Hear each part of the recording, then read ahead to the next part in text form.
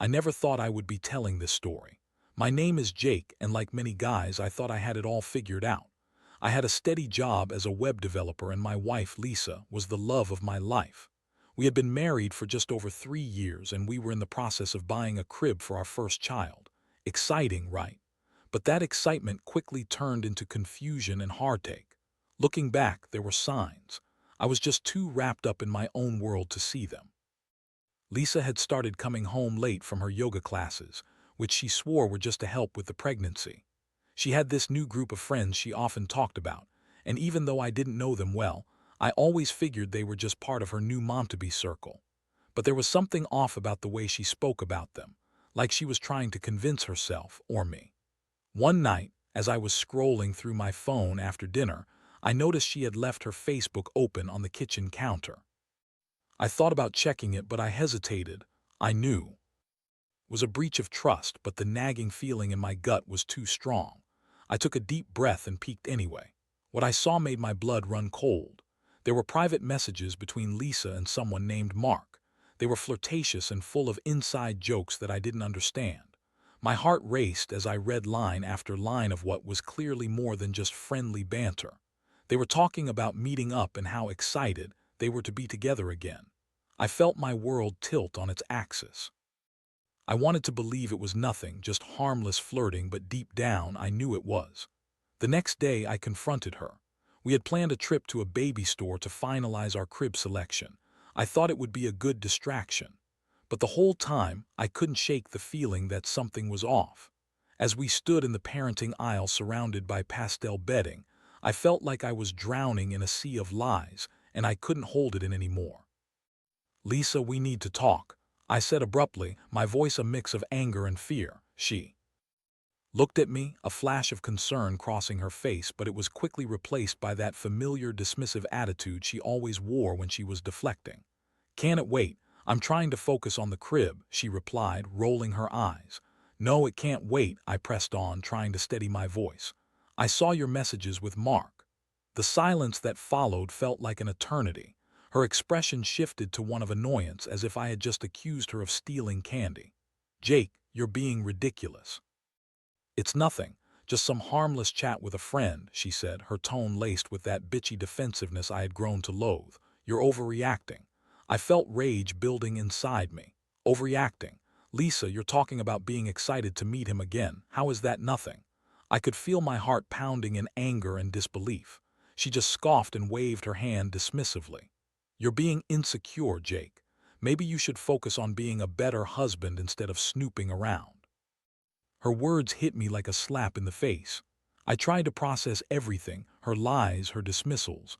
I felt like I was in a nightmare that I couldn't wake up from. It was surreal to think that while we were supposed to be planning a future together, she was busy dreaming of someone else. The rest of that day was a blur. I went through the motions. Sure, we picked out a crib, but it felt like a ghost of what it should have been.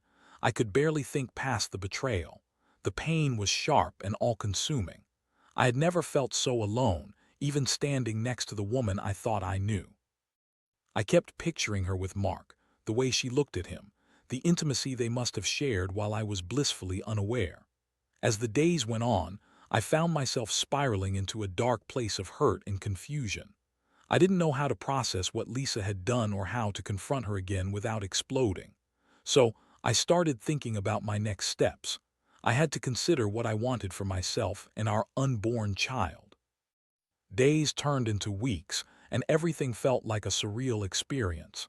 I was stuck in a constant loop of disbelief and anger. I couldn't shake the vision of Lisa laughing and flirting with Mark while I was at work, or how she would come home smelling like someone else's cologne. The crib we had picked out together felt like a cruel reminder of the life we were supposed to build, one that now seemed to be crumbling around me. I tried to pretend everything was normal for the sake of the baby, but every conversation with Lisa felt like a minefield. I would catch her glancing at her phone and my heart would race. Was she texting him? Did she really think I couldn't see through her lies? I started to withdraw emotionally, which only made her more annoyed. As I sat alone in our living room scrolling through social media, I could see pictures of other couples celebrating their new beginnings, while mine was falling apart. One night, after Lisa had gone to bed, I found myself unable to sleep. I had this burning desire to get to the bottom of the situation. I needed proof, something that would either confirm my worst fears or give me closure. So I grabbed her phone while she was asleep. It felt wrong, like I was crossing a line, but I couldn't help myself. As I scrolled, I found the texts again, and they were worse than before. She was making plans with Mark to meet up for dinner and even mentioned sneaking away for a night. The betrayal hit me like a freight train, and I felt sick to my stomach. The woman I loved was planning to share intimate moments with someone else while I was here, trying to be a good husband and father. The next day, I decided to confront her again. I could no longer bury my emotions or pretend everything was fine. I waited until after work, my heart racing as I prepared for what was sure to be another round of denial. When Lisa walked in, her face lit up like it usually did when she saw me. For a brief moment, I almost forgot about the betrayal. But the moment passed and I knew I had to speak. "Lisa, we need to talk. For real this time," I said firmly as I gestured for her to sit down. I could see the annoyance flicker in her eyes, but I pressed on. "I saw the messages again. You're planning to meet up with Mark. How could you do this to me?" She rolled her eyes, preparing for her usual defense. "Jake, stop being dramatic. You're misinterpreting everything. He's just a friend," she insisted, but I could see her composure starting to crack. "No, Lisa, it's not just a friend, it's an affair. You're betraying me and you're lying to my face," I shot back, my voice rising. "I deserve the truth." That's when I saw it, a flicker of guilt behind her bravado. For a split second, she faltered. Then the mask went back up. "You're being so insecure. I can't believe you're choosing to believe this instead of trusting me." "Trust you? You're asking me to trust you when you're planning to sleep with someone else. That's just absurd." I could feel the anger boiling over, but I also felt an overwhelming sadness. This wasn't the woman I had married. Her demeanor shifted. She switched from defensive to flat-out aggressive. "I can't deal with your accusations right now. You're making everything harder than it has to be." She threw her hands up in frustration. I stared at her, disbelief washing over me. This was her response. I had laid my heart on the line and she was acting like I was the unreasonable one.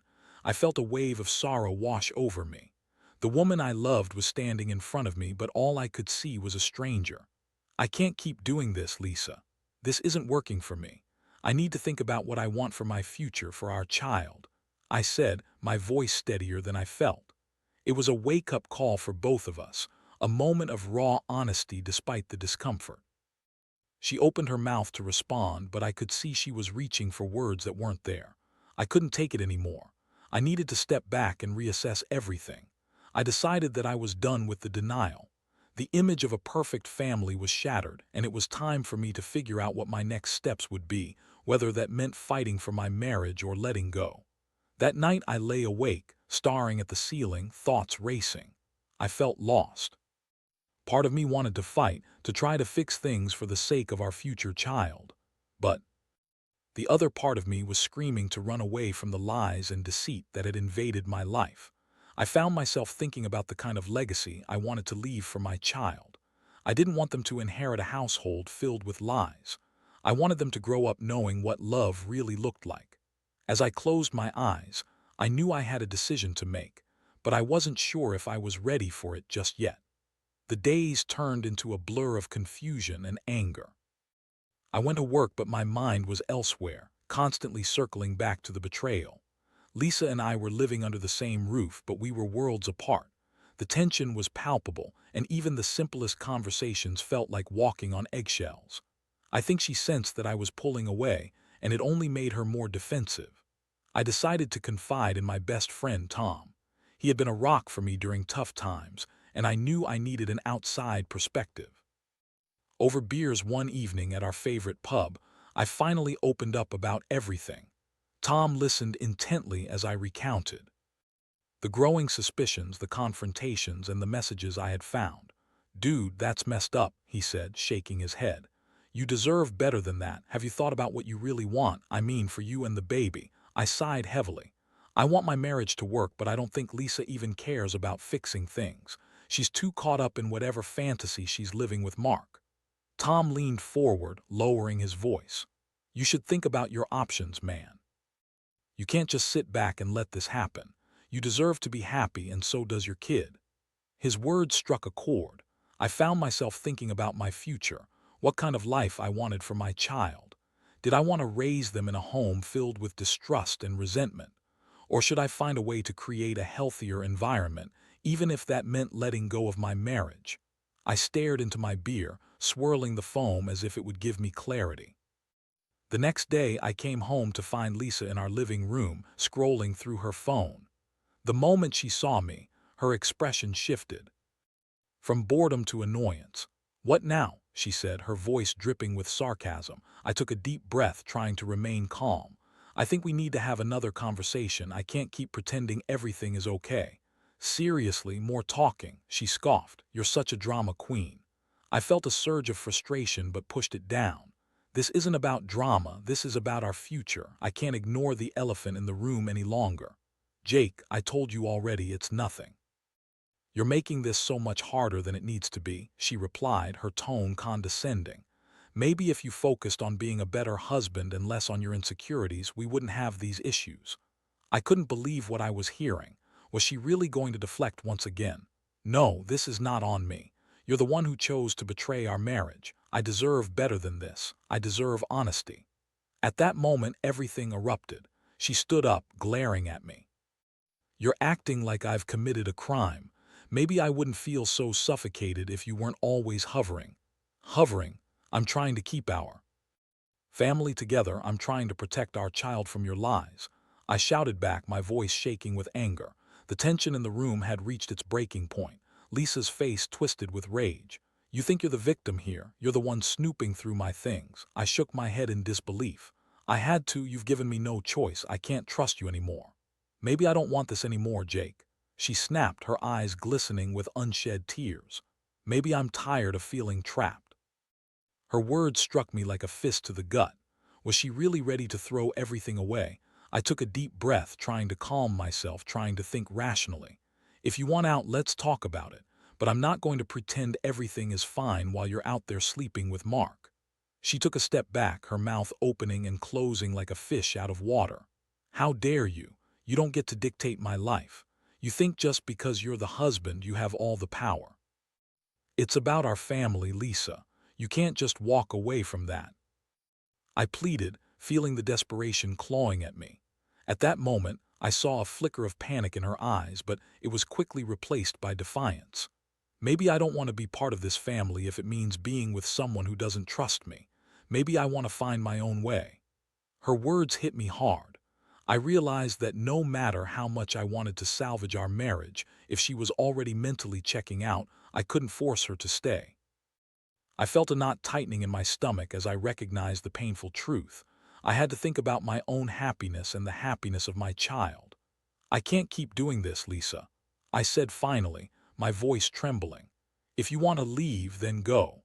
But know that I won't be left in this toxic environment for the sake of a family that isn't real anymore."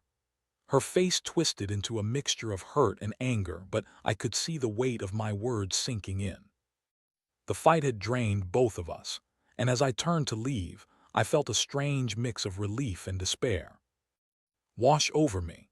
I had finally voiced what needed to be said, but it didn't feel like a victory. That night, as I lay in bed, I felt an overwhelming sense of loss. I had poured everything I had into this relationship, hoping it would be a fairy tale, but now I was facing the stark reality that my dream was shattered. I thought about my child and what kind of legacy I wanted to create. I didn't want to raise them in a world filled with lies and deceit, but at the same time, I didn't know how to move forward with Lisa still in the picture. I decided I needed to take control of my life. The next morning, I called Tom and asked him to meet. I needed more than just a friend right now. I needed a plan. It was time to take action, not just for me, but for my child's future. Tom and I met at our usual spot, a small coffee shop that was always buzzing with energy. I walked in, feeling a mix of anxiety and determination. I needed clarity, and I hoped he could help me formulate a plan. As I sat down, Tom could see the turmoil in my eyes. "Hey man, how you holding up?" he asked, his voice low and concerned. I took a deep breath, trying to gather my thoughts. Not great, honestly. I had another confrontation with Lisa last night. It got pretty heated. I think we're at a breaking point. Did she give you any indication of what she wants? Tom asked, sipping his coffee. I shook my head. It feels like she's checked out completely. She's not even willing to acknowledge the affair and continues to deflect, making it seem like I'm the one with the problem. It's exhausting. Tom nodded, processing everything I was saying. You deserve better, Jake. You can't keep putting up with her lies. What do you want? I want to give my baby a stable home. I want love, not this chaos, I replied, my voice wavering. But I don't know how to achieve that with Lisa still in the picture. I need to decide if I'm ready to fight for my marriage or if it's time to let go. Have you thought about separation? Tom asked cautiously. I mean, if things are this bad, maybe some distance would help you both see things clearly. I considered the idea. Separation could give us both space to think, but I'm scared of what that means for the baby. I don't want to be one of those dads who only sees their kid every other weekend. I get it, man, but being in a toxic environment isn't good for anyone, least of all the baby. You need to do what's best for you and your child, Tom reassured me. If you take a step back, you can figure out if there's a path to reconciliation or if it's time to move on. I sipped my coffee, the weight of his words settling in. I knew he was right, but the thought of leaving Lisa felt like admitting defeat. What if she doesn't want to work on things? What if she's already made up her mind? Then you have your answer. It's better to know now than to keep dragging this out, Tom replied. You deserve someone who's committed, not just physically but emotionally too. As we talked, I felt my resolve beginning to strengthen, but the thought of having that conversation with Lisa was daunting. How do you tell someone you love that you need space? How do you break the news that your marriage is on the rocks? We wrapped up our meeting, and as I drove home, I felt a mix of fear and relief. I was ready to tackle the conversation I needed to have, but I still had no idea how Lisa would react. That evening, I found her in the kitchen, scrolling through her phone with a glass of wine in hand. I took a deep breath, reminding myself of the resolve I had gained earlier. Lisa, we need to talk, it's important. She glanced up, annoyance flashing across her face. Can it wait? I'm trying to relax after a long day, she replied, her tone dismissive. No, it can't wait. We need to address what's been happening between us, I said, my voice steady. Her eyes narrowed and she put her phone down. What now? More accusations? Not accusations, Lisa. I'm trying to figure out where we stand. I can't keep living in this uncertainty, I said, trying to keep my tone calm. What do you mean? She replied, crossing her arms defensively. I think it's time for us to consider a separation, I said, the words tasting bitter as they left my mouth. I need space to figure out what I want. I can't keep pretending I'm okay with how things are. The look on her face shifted from shock to anger in an instant. So what? You're just going to throw everything away? You think that will solve anything? No, but staying in this situation isn't working either, I countered. I need time away from the constant fighting and lies, for my own sanity and for our baby. Lisa's expression twisted into something hurtful. You think you're not part of the problem, you're always so controlling and paranoid. I'm not controlling, Lisa. I'm trying to protect myself after what you've done. You're the one who shattered my trust, I shot back, my frustration bubbling over. You're such a hypocrite, she yelled, her voice rising. You think you can just walk away from this like it's nothing. I don't want to walk away, but I can't stay in a relationship where I feel betrayed and disrespected, I replied, my heart racing. The room fell silent as we both took a moment to process what was happening. I felt a heaviness settle in the air, the weight of our crumbling marriage pressing down on us. Finally, she spoke again, her voice quieter now. So what happens next? You just leave me, leave the baby. I took a deep breath, trying to remain composed. I don't want to leave you or the baby, but I can't keep living like this. I need to figure out how we can co-parent and still find a way to be happy, whether that means working on our marriage or going our separate ways. Her eyes softened for a moment, and I could see the flicker of vulnerability beneath her anger. You think a separation will fix everything? I don't know, but I need to try something different, I admitted, feeling the tension slowly begin to ease. I want what's best for our child, and if we can't find a way back to each other, then maybe this is the best option."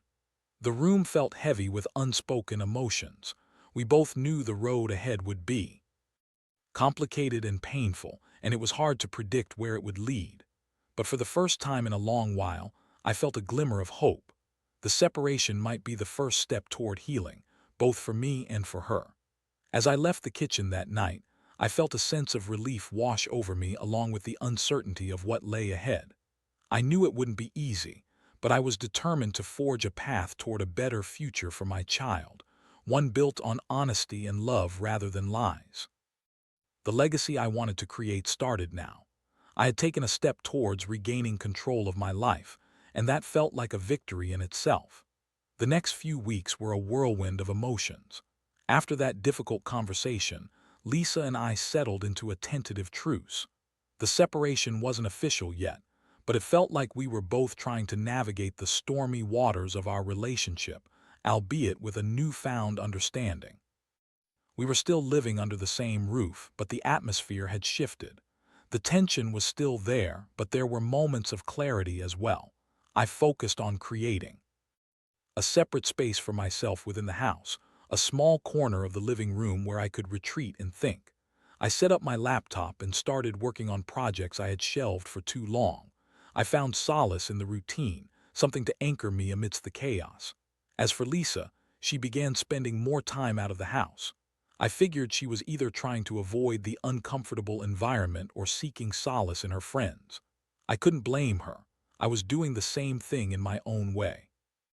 We still had to talk about baby preparations, but those conversations were tinged with an awkwardness that hadn't been there before. One evening, as I was working on an article, I heard Lisa come in. She seemed different, lighter, almost carefree. It made my gut twist. I couldn't help but wonder if she had seen Mark again. I pushed the thought away, reminding myself that I was trying to focus on my own mental health. I needed to let go of the anger despite how hard it was. "Hey, Jake," she said, her voice cheerful. "I'm heading out with some friends tonight. Do you need anything before I go?" I looked up from my screen, momentarily taken aback by her demeanor. "No, I'm good, just working." "Okay, well, I'll be back late," she replied, giving me a quick smile before heading to her room to get ready. As she walked away, a feeling of dread settled in my stomach. Was she really going out with friends, or was she meeting Mark? I tried to shake it off, but the insecurity crept back in. I didn't want to be the paranoid husband, especially now, but I couldn't ignore the possibility. Later that night, with her out of the house, I found myself packing the living room. I thought about reaching out to Tom, but I was too worked up. Instead, I decided to do something productive. I started jotting down my thoughts in a journal, reflecting on everything that had happened. I wrote about the love I once felt for Lisa, how it had transformed into anger and sadness. I poured out my fears about the future, how I wanted to be a good father but was terrified of raising a child in an unstable environment. The more I wrote, the more clarity I found. Hours passed before I heard the front door open. I looked up to see Lisa stumbling in, clearly tipsy. My heart sank. "Hey you," she said, swaying slightly.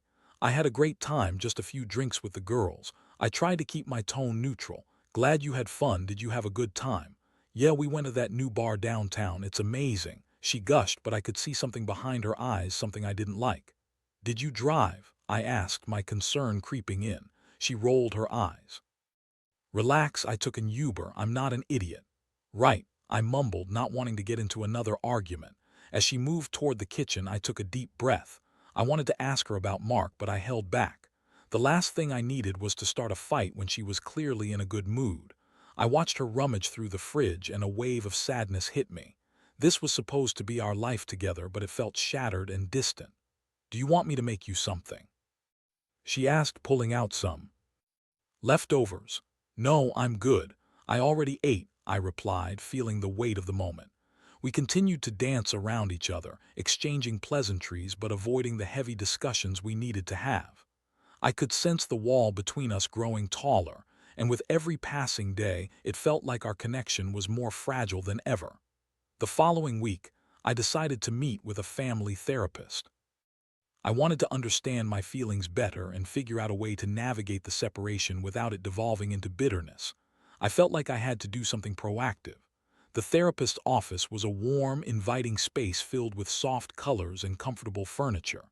As I sat down, I felt nervous but determined. The therapist, a woman named Dr. Reynolds, had a calming presence. She encouraged me to express my feelings openly, and for the first time in a while I felt heard. "I feel like I'm at a crossroads," I admitted, my voice shaky. "I want to do what's best for my child, but I'm also trying to figure out if I can forgive Lisa for what she's done. I don't want to raise my child in a toxic environment." Dr. Reynolds nodded, her expression thoughtful. "It's understandable to feel that way. Trust is a fragile thing, and when it gets broken, it takes time to rebuild. Have you spoken to Lisa about how you're feeling?" I sighed deeply. "I've tried, but it always turns into an argument. I don't know how to communicate without it escalating." "Have you considered setting aside time to focus solely on discussing your feelings without distractions?" she suggested. "Creating a safe space can help facilitate a more productive conversation." I left the session feeling a mix of hope and apprehension. I knew it wouldn't be easy, but if I was going to move forward, I needed to find a way to bridge that gap with Lisa. I had to try one more time before making any final decisions about our future. That evening, I gathered my courage and asked Lisa to sit down for a talk. She looked apprehensive but agreed. I could feel the tension in the air as we faced each other in the living room. "Can we have a real conversation tonight?" I began, trying to keep my voice steady. "Sure," she replied, her tone cautious. "What's on your mind?" I took a deep breath, remembering Dr. Reynolds' advice. "I want to talk about our separation. I think we need to set some boundaries and be clear about where we both stand." Lisa crossed her arms defensively. "What do you mean by boundaries?" "I think we need to agree on what it means for us to be separated. If you're still seeing Mark, I need to know." "I can't pretend everything is fine while you're out with someone else," I said, my heart pounding. For a moment she was silent, her expression shifting. "I'm not seeing him anymore," she said finally, but I could sense the hesitation in her voice. "Lisa, I need you to be honest with me. If you are, it's going to make this so much harder," I pressed. She looked away, guilt washing over her face. I'm not seeing him in that way anymore. It was a mistake and I'm trying to move on." Her admission hit me hard. I felt a mix of relief and anger. Relief that she was willing to acknowledge the affair, but anger that it had even happened in the first place. "I want to believe you, but trust is hard to rebuild," I said softly. "We need to be transparent with each other moving forward if we're going to make this work, even as we separate." "I get it. I really do," she replied, her voice cracking slightly. "I'm sorry for everything, Jake. I never meant for it to go this far." I nodded, feeling the weight of her words. "Let's try to communicate better, even if it's uncomfortable. I want us to figure this out for the baby's sake and ours." For the first time in a while, I felt a flicker of hope. Maybe we could find a way to work through our issues, even as we navigated this separation. It was a small step, but it was a step nonetheless. I realized that this process would be painful and messy, but if we were both committed to making it work, we could create a healthier environment for our child. As we ended the conversation and headed to bed, I felt a mix of apprehension and relief. We weren't out of the woods yet, but we had taken a significant step forward. I was ready to face whatever came next for both my sake and my child. The journey ahead was uncertain, but I was determined to keep moving toward healing, honesty, and ultimately, a better legacy for my family. The following weeks were both a challenge and a revelation. After the conversation with Lisa, we made a concerted effort to communicate more openly. It was still awkward, but each small exchange felt like a step in the right direction. We began to set boundaries regarding our living situation while navigating the complexities of preparing for our baby. Lisa began attending therapy herself, which I thought was a positive step. I encouraged her to talk about her feelings and the decisions that had led her to seek comfort in someone else. I hoped that through her own journey of self-reflection, she could gain clarity and perhaps even begin to understand the damage that had been done. In the spirit of co-parenting, we started attending prenatal classes together. It was tough being in those intimate settings, surrounded by expectant couples, but I realized that even amidst the discomfort, there was something beautiful about the shared experience of preparing for our child. It reminded me that despite everything, we still had a common goal, our baby. One night as we sat on the couch reviewing baby names, I asked Lisa about her feelings regarding motherhood. What do you imagine for us as parents? I inquired, my voice careful and sincere. She paused, contemplating the question. I want to be a good mom, Jake. I don't want our child to ever feel the way I've felt during this whole process, lost and confused. I want them to feel loved and secure, she admitted, her eyes glistening with emotion. Her vulnerability surprised me. I could see that she was genuinely trying to move forward, and that realization gave me a glimmer of hope. I want that too. I want our child to know that they are loved, no matter what happens between us, I replied. As the weeks flew by, my focus shifted toward our future. I began thinking about what it would mean to create a safe, nurturing environment for our baby. I started researching parenting strategies, reading about emotional intelligence, and how to foster a loving atmosphere. I wanted to be the best father I could be, regardless of how my relationship with Lisa played out. However, there were still hard moments. I would occasionally see her texting friends late at night, and a flicker of jealousy would wash over me. I had to remind myself that, while the temptation to revert to old habits was strong, I was committed to working on myself and the relationship we had, however complicated it may be. One afternoon, as I was scrolling through my phone, I came across an article about co-parenting after separation. The advice resonated with me closely. I realized that while we had our issues, our child deserved to have both parents involved in their life, supporting one another for the sake of the baby. It was a turning point for me. I reached out to Lisa and suggested we create a plan for our co-parenting journey, regardless of our romantic relationship status. Let's set some goals for our parenting style and how we want to raise our child, I proposed. Goals, like what? She asked, a hint of skepticism in her voice. Stuff like how we want to communicate, how we'll approach discipline, and even how we'll celebrate milestones together, I replied. I think it could help us stay focused on what really matters, our baby. To my surprise, Lisa agreed. Okay, let's do it. I think that makes sense. We spent the next few nights brainstorming our co-parenting goals and discussing how we could support each other through this transition.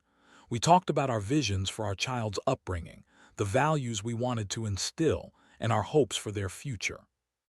It felt like we were forging a new path together, one that was built on mutual respect rather than resentment. As our baby's due date approached, I found myself feeling a mix of anxiety and excitement. I attended every doctor's appointment, and I wanted to be an active participant in every decision related to the birth. It felt like a new chapter was beginning, one that was separate from our past but still intertwined with our shared future. The day finally arrived, and I was a bundle of nerves as we made our way to the hospital. Lisa was calm, which I found surprising. I knew this was a pivotal moment that would change everything for us. As we navigated the hustle and bustle of the hospital, something unexpected happened. We found ourselves relying on each other again. We were no longer just partners in a troubled marriage. We were a team about to welcome a new life into the world. After hours in the delivery room, filled with anxious moments and heartwarming triumphs, our baby was born, a beautiful little girl with a mop of dark hair and bright eyes. In that moment, all the pain and heartache melted away. We were parents now, and nothing else mattered. Holding our daughter, I looked at Lisa and saw the same awe reflected in her eyes. All those months of conflict suddenly felt distant, as if they were part of another life. We exchanged a glance filled with unspoken understanding, recognizing that this tiny human was our new beginning. As we settled into our roles as parents, I realized that this journey could lead to healing. It wouldn't be easy, and we would have to navigate tough conversations about our relationship and how we would co-parent. But I felt hopeful. I spent those early days with our daughter absorbing everything, the late-night feedings, the diaper changes, the soothing lullabies. I found joy in being a father, and I wanted to ensure my child had a legacy. of love, not lies. Eventually, Lisa and I began to rebuild our friendship. We shared parenting duties, communicated openly, and even found moments to laugh together. Every day wasn't perfect, but we were committed to focusing on what really mattered, our daughter. We learned to celebrate milestones together, from her first smile to her first steps, creating shared memories that helped us heal.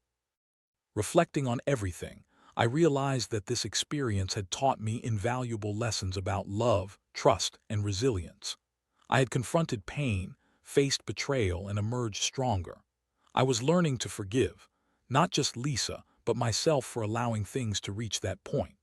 In the end, I discovered that while the path ahead remained uncertain, I was determined to raise a child who would never have to experience the chaos I had endured. I wanted her to grow up surrounded by love and honesty, ensuring she knew her parents cared deeply for her.